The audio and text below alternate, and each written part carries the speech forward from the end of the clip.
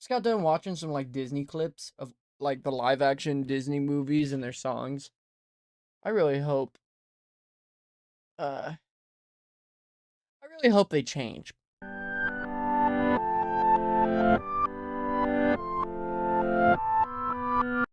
Hello everyone, my name's Stonsey Boy and welcome back to Reading with Stonsey. Today we'll be reading pages 101 to 120, so 20 pages. Not bad. If only I knew it wasn't that bad. So then, I'd convince myself to actually do these videos and read.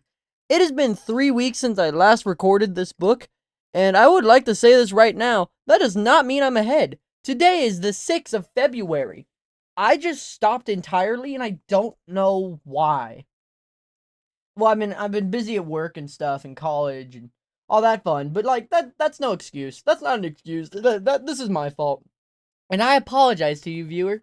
It's not going to make any difference for you, but I feel like I'm beating myself up.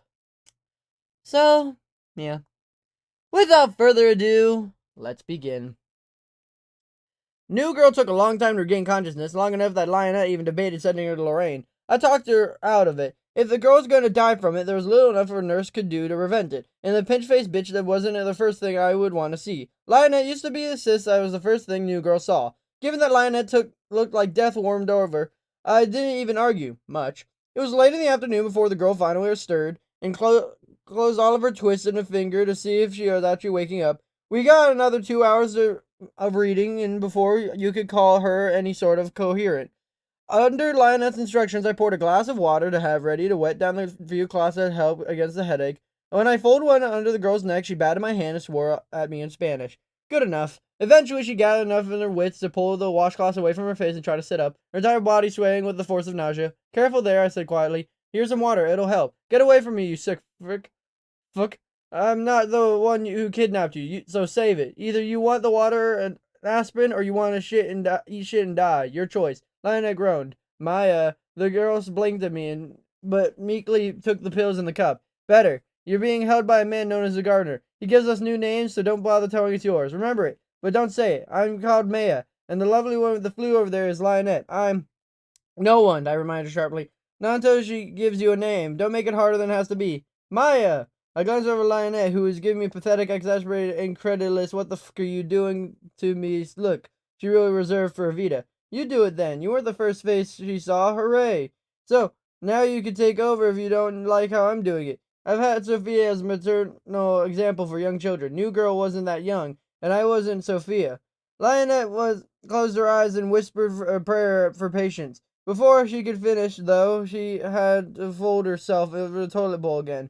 The new girl's hands started to shake, so I took them between my own. It was always warm in the garden, except sometimes in the cave behind the waterfall, but I knew the shivers were a shock more than anything. Here's the thing, and it's terrifying and bewildering to call unfair, but it's still the thing. We are here as unwilling guests of a man who will come to you for company and, as often as not, sex. Sometimes his son will come to you. You belong to them now, and they will do what they want to you, including mark you as theirs. There are quite a few of us here, and we support each other as we can. But the only way you're getting out of here is to die, so you're going to have to decide if this life as ours is better or worse than death.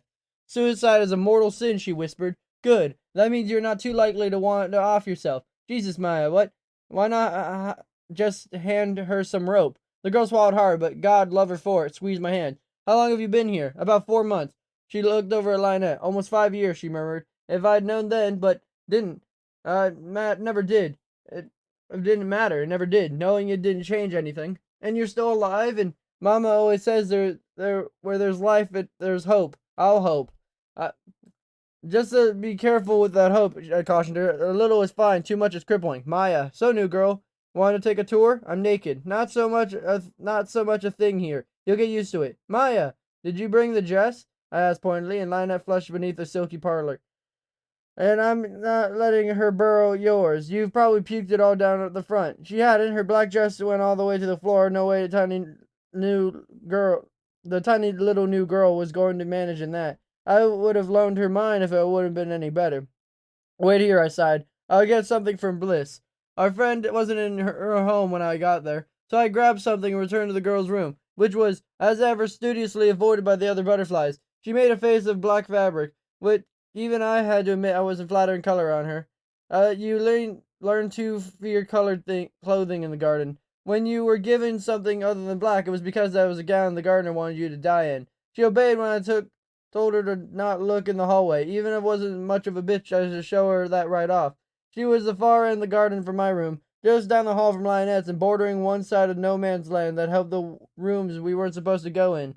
The door to outside was supposed to pretend didn't exist. From that position, she wasn't able to see full breadth in the garden in all one look. All the rich, growing things, the vibrant colors and white sand paths, the waterfall and stream and pond and cliff and tiny strands of trees, the actual butterflies hovering over plants, and the clear grass roof that seemed so possibly far away. She burst into tears.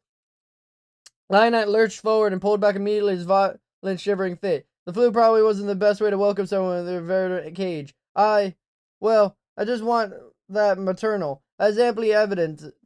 I watched as the new girl, she crumpled to the ground, curled into a tiny ball, and she clutched her arms across her stomach like this. It was a physical blow she could ward off. Eventually, we were heaving, soul-shattering sobs that trailed off into whimpers and gasps for breath. I sank down to my knees beside her, one hand on her yet unmarked back. This isn't the worst pain, I told her gently as I could, but I think it's the worst shock. From here on out, you can expect it a little. At first, I wasn't sure if she heard me, because the whimpers contributed unabated. But then she threw herself to the side, wrapping her arms around my waist and burying her face in my lap, and her shock and grief deepened into full throb sobs once more. I didn't pet or stroke her. I didn't move my hand. She learned to hate the gesture from the gardener, but I kept my hand against her warm skin so she knew I was there. Do you still have hallway pictures in there? She asked abruptly, and the agents shake themselves to spell off her words. It's Edison whose hands are stacked, his fists clenched against his thighs as he watches her rifle through them. She pulls out a photo, stares at it for a moment, then places it face up on the table the man can see. Ah, a church jewel white. She traces her finger a sharp dilation white in the black of the wings. Her name, we named her Joanna. Victor blinks. Joanna? I don't know what that, there was a system of how he named things. I think he just looked through names until he found one he liked. I mean, he was sure as hell didn't look like a Joanna, but whatever. Victor forced himself to examine the wings in the glass. She's right, the girl was tiny, though her exact height is difficult to gauge from her position. What happened to her? She was mercurial. For the most part, she seemed to settle in okay, but suddenly she'd get in these mood swings and get sent through a storm through the whole garden. And when Lionette died, and then the gardener brought us a new girl. He clears his throat, and when she doesn't go on. What happened to her? He asked again in an hour sighs. The walls came down and the gardener could get a new girl for a tattoo session, but Joanna managed to stay out of the garden. When she walls went up, we found her in the pond. One fluid motion. He grabs the photo and slams it in the face of the metal. So, much for mortal sin. Sliding another stack of photos and papers before him, Victor silently shifts through them until he finds one he's looking for. It's a young man, probably a little older than he looks, with artistically disabled hair so brown it's nearly black. Pale green eyes stand out sharply in the slender, pale face. He's a good-looking boy, even if over a pixelated likeness. Someone who, at least by appearance, he wouldn't mind Holly bringing home for him to meet. He should bring a conversation back to this boy. Not yet, just a little longer. If he isn't sure it's for her benefit or his own. When the gardener noticed you in the trees, what of it? You said he came to talk to you over the stranger's bed. Was this the girl after Joanna? That's not a smile, more like a grimace or an acknowledgement, a statement. No, the one after that, a little longer. But did her name end up being? She closed her eyes. She never got one. Why shouldn't? Why wouldn't timing? Sometimes that's all it came down to.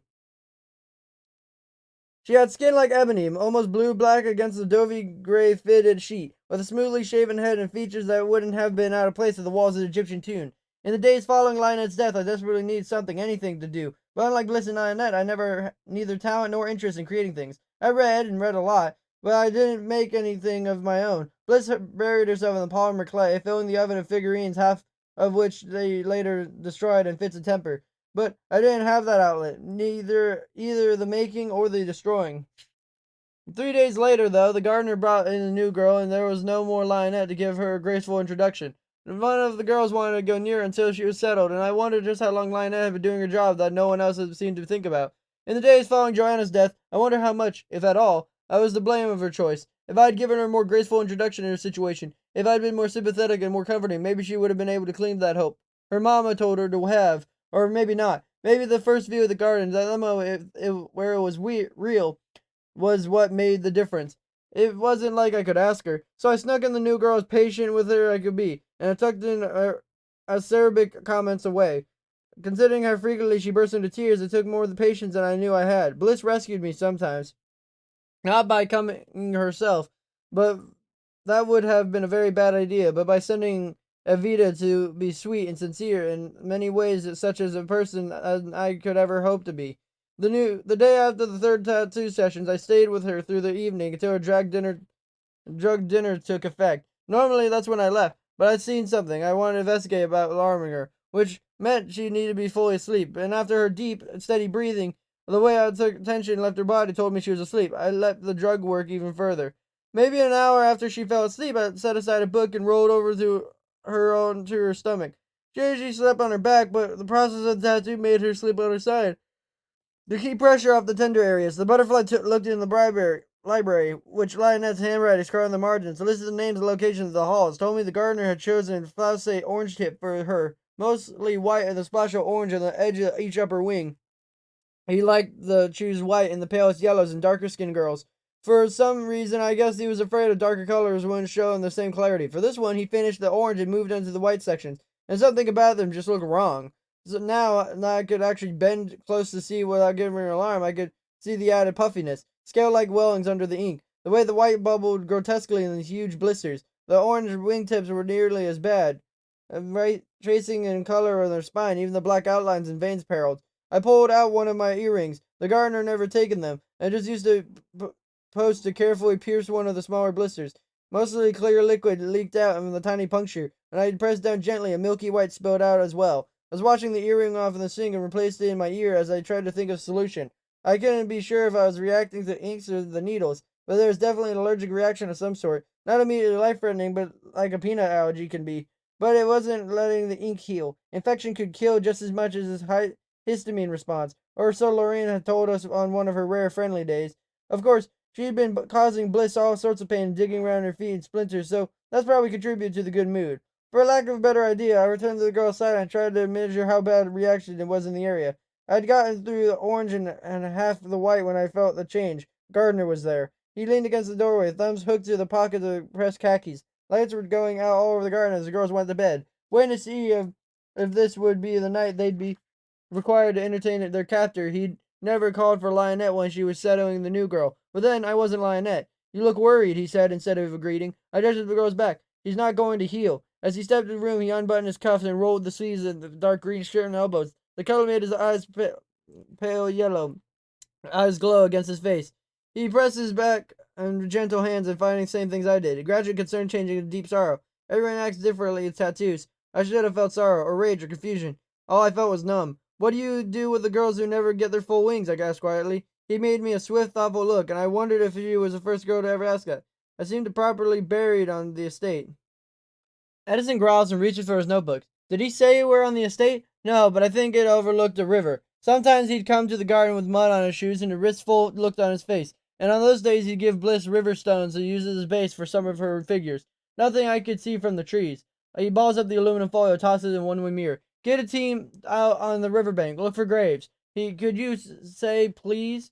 I'm giving them an assignment, not asking for a favor." He resorts to gritting his teeth. He shrugs. Gillian always said please. Rebecca too, even when she was just assigning sections. But then, I guess that's why I love working for Gillian. He made it a very pleasant and respectful place. She might as well have slapped him in the face. Victor sees an angry flash climb up in his partner's collar. It looks like he won't smile. Or at least so Edison won't see it. "Was it just the girls who died before the wings were finished?" he asked quickly. "No, if they died in such a way that ruined the wings, he didn't display them. I really put several girls in the ground instead of the glass. When he whipped them hard enough to scar across the ink," he slightly touched his neck. "Gazelle? That wasn't their conversation ended, was it?" "No, but you already know that." "Yes, but I'd like to hear the rest," he replies, just as it would be his daughter's. She quirks her eyebrow at him.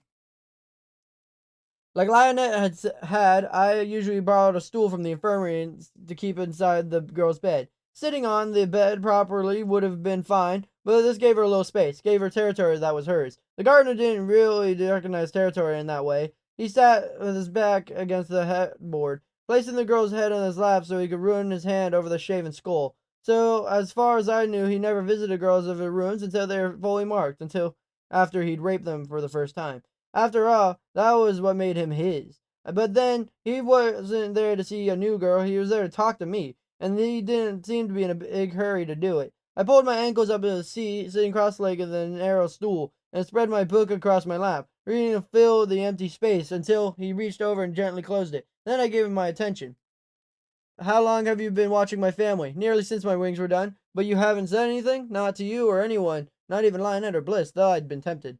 I wasn't sure why. Maybe it was easier to think of them as just a captor. Putting the family in there made it, well, more wrong somehow. Just the fact that it could be more wrong and disturbing enough. But what do you think that when you see us? I think your wife is sick. I rarely lied to Gardner. The truth was one thing that could always be mine. I think she's scared of Avery and doesn't want to show it, and I think she dotes on the younger boy, which she treasures through walks with you as the only time she has your undivided attention. All that from the stand of trees. Thank God he looked at me more amused than anything. He settled his back more comfortably against the headboard, one arm bent against him to act like a cushion for his head. Am I wrong? No. He looked down at the girl in his lap, then back to me. He's been struggling for years against heart condition. It isn't severe enough that she qualifies for a transplant, but it causes a significant drop in quality of life. So his wife is Count Butterfly too. That was one. And she does dote on her younger son. She's quite proud of him. He keeps perfect grades, and he's always polite. And he treats her on a piano and violin. That's two. Between the garden and my business, and her own charitable functions and planning, our schedules have been often in conflict. We both make time in our afternoon walks unless we're out of town. It's good for her heart. That's three. And that's up. Well, that was left about the hard one, and the one no parent wants to admit. If she didn't, he left it unsaid, and the silence was the truth. You pay a great deal of attention to things, don't you, Maya? To people, to patterns, to events. You find more meaning than others. I pay attention, I agreed. I don't know what I find more meaning. You observed the walk of the greenhouse and made it mean all that. I didn't make it mean anything. I just noticed body language. Body language is one of the things that told me my next door neighbor is a pedophile long before the first time he exposed himself, long before the first time he touched me or asked me to touch him. It was in the way he watched me and the other kids in the neighborhood, and bruised looks on the foster kids who lived with him. I was prepared for his advances because I knew they'd be coming. Body language warned me that Grand's lawn guy about the kids in school who would try to beat you up just because they could. Body language is better than flashing lights or warnings. Body language told me as much as I wanted to seem perfectly relaxed right now. He couldn't. I could intend to tell anyone, you know. There it was. Not all of the tension left his body, but most of it, except for his lust, got the better of him. It was a remarkably self-contained man. He don't know about them, and they don't know about us, do they? No, he whispered. Some things. He's never had to finish a thought, not as loud as at least. I would never willingly hurt Eleanor. Did you know his name? But I knew his wife's. And your son? Desmond? He actually seemed surprised for a moment, then shook his head. Desmond is very different from Avery. Even then, all I could think was, thank God. He lifted his girl's head from his lap and eased off the bed, extending his hand to me. I'd like to ask you something, if I may. I wasn't sure why asking me something would involve moving, but I immediately stood and took a stand. And leaving the book in the stool, the girl wouldn't have be awake until morning, so I wasn't strictly needed at her bedside.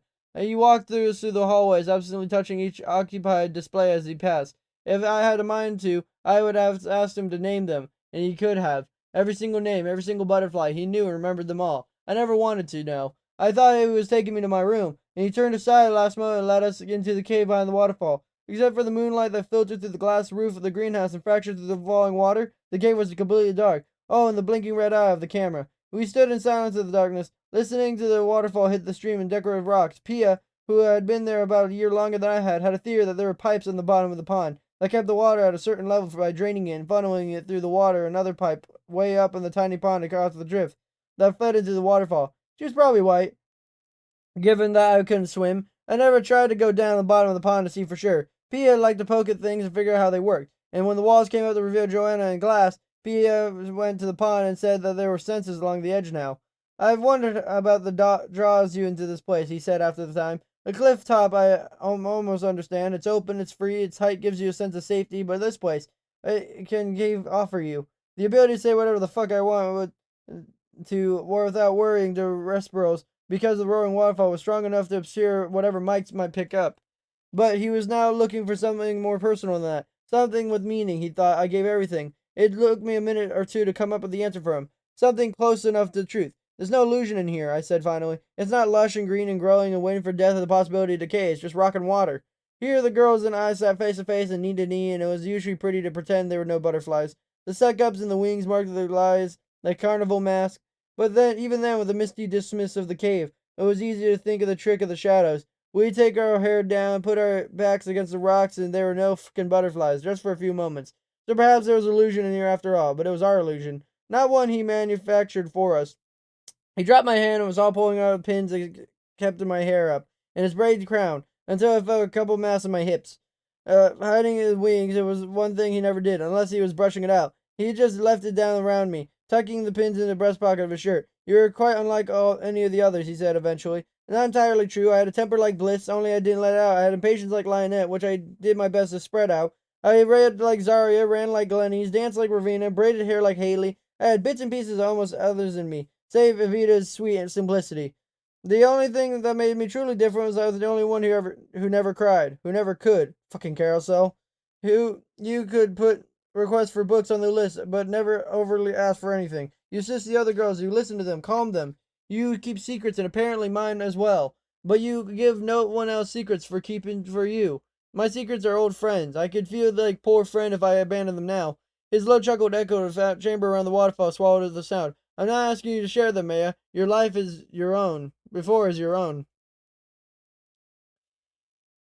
She gives Edison a pointed look, and Victor can't help but laugh. I'm not going to apologize, Edison said bluntly. This is my job, and we have to know the truth to put together a strong case against him. The doctors are fairly confident he'll survive the stand trial. Pity. The trial means justice, he snaps. In a sense, sure. In a sense, it does justice stand for anything what he did, any of what he went through? Does it bring all the girls back to life? Well, no, but it keeps him from doing it again. So would his death, and without sensationalization and tax money. Back to the waterfall, Victor announces over the beginning of the editing process. Spoil sport, mutters the girl. Ask me for one thing, Maya. There's a challenge in his eyes, layered through the voice. He expected to ask for something impossible, like freedom, or maybe he expected me to, like Lorraine, to ask for something he could have gotten me out of the garden, but it wasn't freedom at all. I knew better than that, like throwing away the well-intentioned phone numbers. I knew better than to ask anything I clearly could have had. Can this one camera be disabled without another one going up in its place? I asked promptly and watched a shock pass across the shadow face. No cameras, no mics. That's it. I would be nice to have one place that's genuinely private, I explained with a shrug. It felt almost strange to have my hair shifting across my face and shoulders in a gesture. You could see us everywhere else we go, even watch us on the toilet if you had a wish to. Even having just a single place devoid of cameras would be beneficial, a mental health exercise in a way.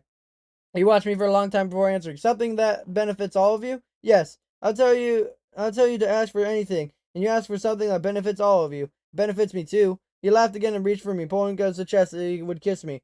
His hands moved over, fastening my dress, and he lowered me in the mist-damp stone. I closed my eyes and let my thoughts drift off to Annabel Lee and her grave in the kingdom of the sea. I didn't think angels could ever be jealous of me.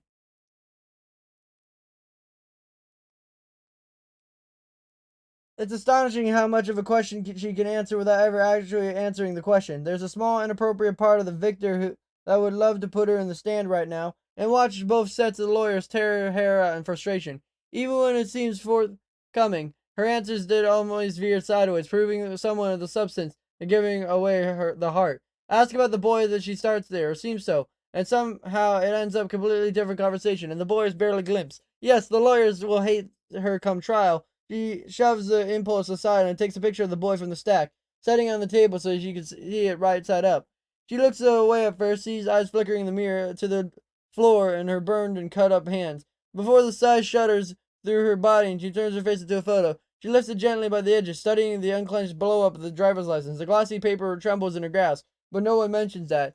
You get used to things in the garden, she says penitently. Even the new girls coming in are something you get used to, something you expected the other one dies. And then suddenly everything changes. When? Just shy of 6 months ago, a few days after Evita died.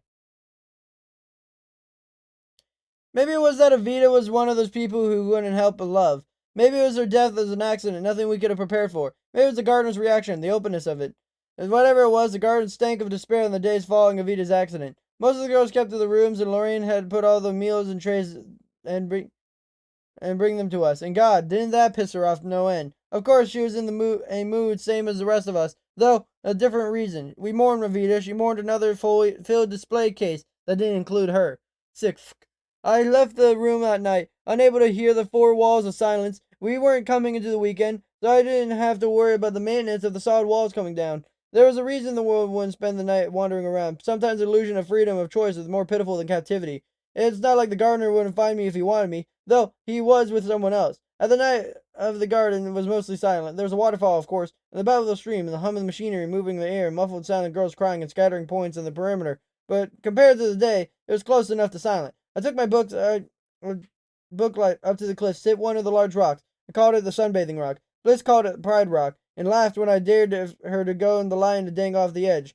And she made one of her polymer clay, and then she managed to start breathing again from laughing so hard. She gave him to me. He lived on the shelf above my bed, along with the other things most precious to me. I guess he's still, or was until Bliss joined me up top the cliff around midnight, tossed me a figurine. I held it under a booklight and discovered a dragon curled around itself. It was dark blue and a head hunching his shoulders, and somehow shaped the brow ridge over the black eyes and gave the most pathetic look a clay figure could also have. Why is he so sad? She glared at me. Right. The dragon's home was next to Simba, and there was a lion just as the joke, and the dragon actually came to mean something. But that day, he was new and sad, and Bliss was angry and sad. So I rested him on my knee and went back to reading Antigone until I felt up to saying something. If my room is intact, do you think there's a chance of getting my figurines back, or the origami measure, and well, all of it, really? We can ask. Victor hedges in his eyes. Why Antigone? Edison says. Oh, I thought she was pretty cool. She's strong and brave and resourceful. Not a reason, certain level of emotional manipulation, she dies, but to her own terms. She's sentenced to life for the rest of her days in a tomb and says, F that. I'm going to hang myself, and then there's betrothed who loves her so much he flips a at her and dies, and tries to kill his own father. And then, of course, he dies too. Because, come on, it's a Greek tragedy, and the Greeks and Shakespeare really love killing people off. It's a great lesson, really. Everyone dies. He lays the photo down and covers the boy's face in her hands. Victor can't be sure she even realizes what she's done it. I might have picked something else, like if I'd known Bliss was going to join me. Oh? It seemed to inspire her. She paced around me as I read, snatching leaves off plants and shredding them. She walked until you could follow her progress by the slaughter of green bits and rock. She snarled and swore with every step. I didn't bother to look up until she fell silent. She stood on the very edge of the false cliff, her toes curled in the rock, with her arms spread wide beside her. Her pale skin glowed in the moonlight, though there showed the gaps in the knee-length back dress. I could jump, she whispered. But you won't. I could, she insisted, and shook my head. But you won't. I will. No, you won't. And why the f not? She demanded, spitting me in the face and her fists planted on her hips. Because you can't guarantee that you would die. If you were injured, you might not be badly enough for him to kill you. It's not that high of a fall. Evita fell from lower. Evita broke her neck on a tree branch. You have a luck like mine. If you tried, you'd fuck it up and be fine except for a few bruises. God damn it. He flops beside me in the stone. Her face buried in her arms as she wept. Bliss was there 3 months longer than I had. Bloody 1 month for her. Why isn't there a better option? Joanna drowned herself. I think that's less painful than uncertain fall. P says it won't work. She added sensors to the bank. If the water rises, it sends him an alarm and he checks the cameras. He said she can see it and the nearest camera move the focus to whoever's swimming. If you waited until she was out of the house or even out of town, it would probably give you enough time to drown if you really wanted to. I don't want to drown, he sighed, sitting up to mop her tears in her dress. I don't want to die. Everyone dies. Then I won't die. Then I don't want to die now, she snarled. Then why jump? You have absolutely no sense of sympathy. Not entirely true, but she knew it, but true enough. I closed the book and turned off the light, setting them both on the ground and the sad little dragon on top of him, so I could twist my stomach into a live assault beside her.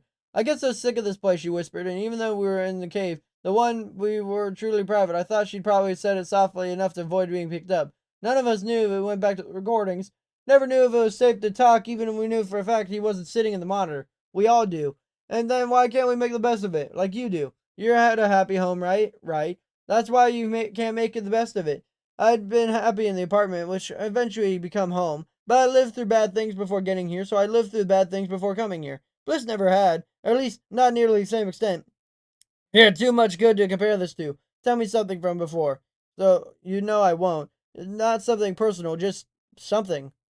Well, one of my neighbors had a weed garden on the roof, I said after a moment. When I moved here, it was just a corner. By the time it went by, no one reported it. It expanded until it covered half of the roof, and some of the children from the lower floors used to play hide and seek in it. Eventually, though, someone tipped off the police, and he saw them coming. It panicked and set the whole damn crop on fire. We were all a little bit high for a week. We had to wash everything we owned multiple times to get the smell out. Bliss shook her head. I can't even imagine. It's not a bad thing. I'm forgetting things from home, she confessed. I was trying to remember my street address earlier, and I couldn't remember if it was a road or an avenue or a street or what. I still can't. 1092 9 Northwest 58th something.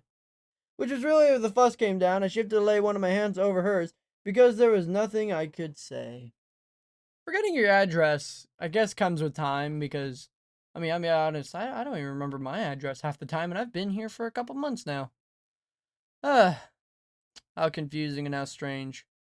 What isn't confusing and strange is that today we read pages 101 to 120, and next time we'll be reading pages 121 to 140. I was thinking about it during the entire video. Why did I stop?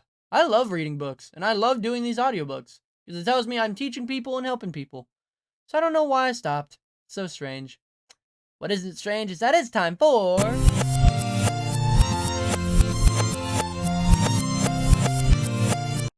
Reading Corner of the Day. Doing it up Stonsey's way. Bop. Today.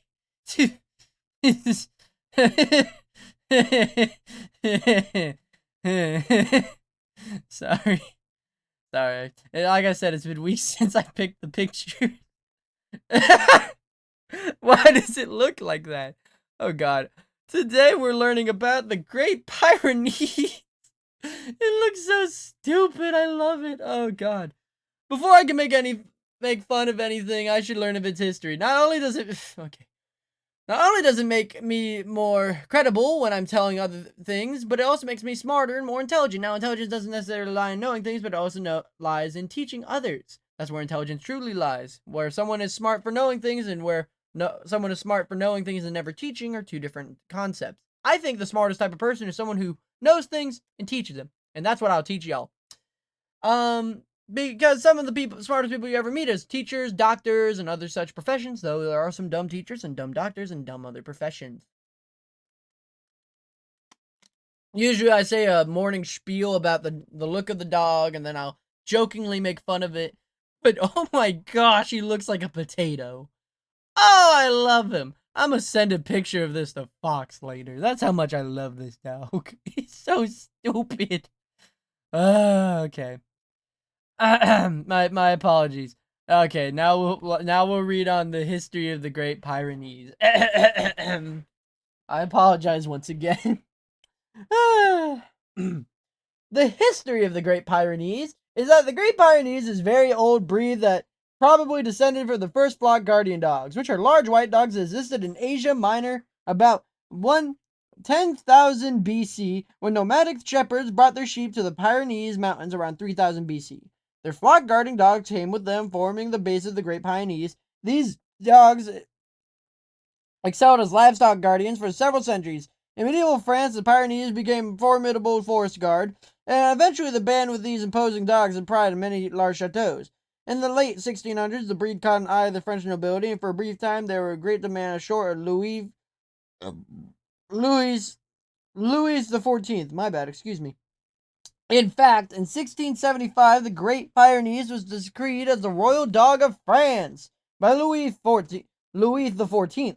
Around the same time the Great Pyrenees came to Newfoundland, they may have played a role in the development of the Newfoundland breed, but it did not itself continue to purebred. At first documented Pyrenees came to America in the General Lafayette in 1824. By the 1900s, the breed had disappeared from French court life, and the remaining dogs were those found still working in isolated countryside. Many of the poorer puppies were sold to tourists who brought them back to England and other countries. These dogs bore little resemblance to the magnificent Pyrenees that had once been so admired.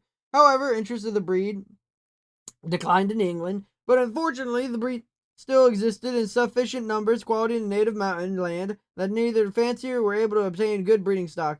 These dogs served as the foundation of modern Pyrenees. Serious importation of the breed in America occurred in the 1930s, and by 1933 the Great Pyrenees received AKC, American Kennel Company, recognition.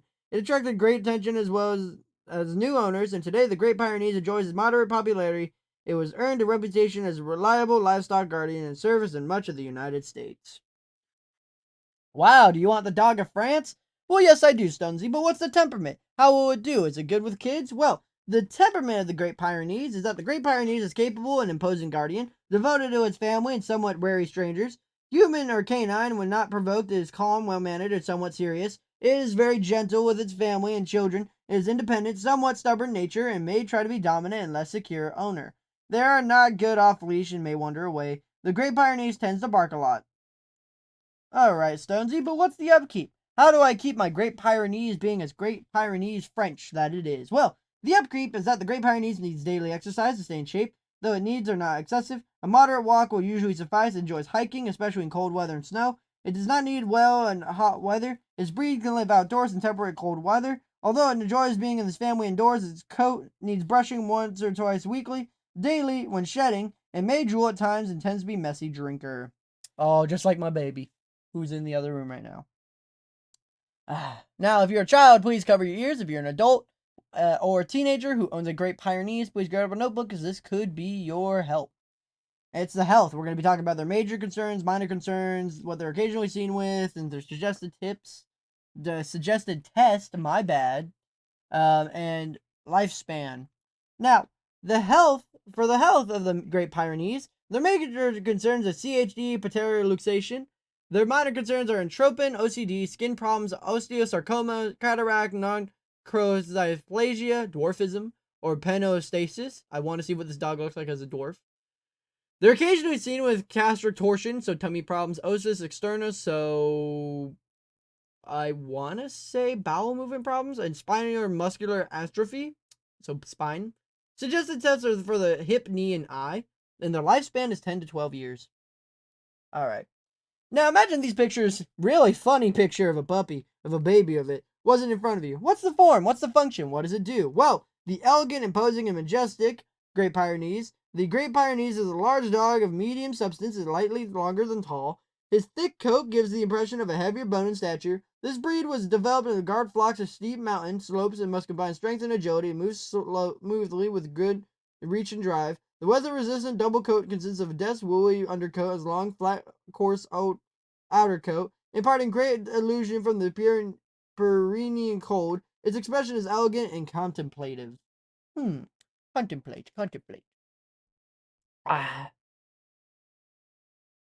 Alright.